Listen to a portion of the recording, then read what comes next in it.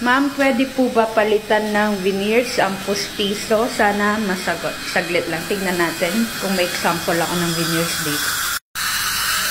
Okay, ayan. Ready na. So, ang sagot ko sa iyo, kabayan, ay hindi. Bakit? Dahil, for example, ito yung nawawala mong ngipin. May pustiso ka dito. Ang ibig mo bang sabihin, gusto mong palagyan ng veneer yung nawawala mong ngipin? Kasi i-replace yung pustiso ng veneer, diba? So, hindi po.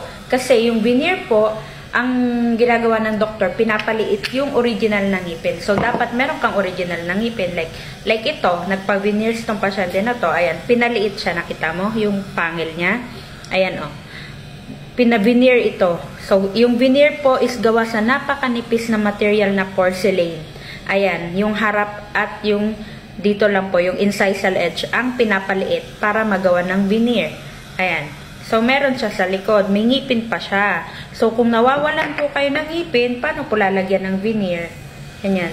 Dahil yung concept nga ng veneers is paliliitin lang po yung harap and yung mga incisal edge.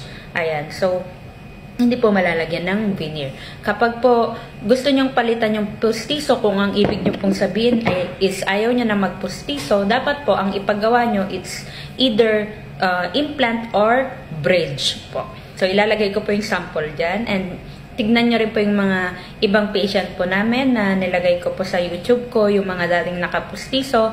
Nagpagawa po sila ng implant and nagpagawa po sila ng bridge. Nandun po yung mga example and yung mga, yun nga, yung mga gawa namin. So, yun po. Kung gusto nyo po magpa-consult, tawag lang po kayo sa number na nandyan.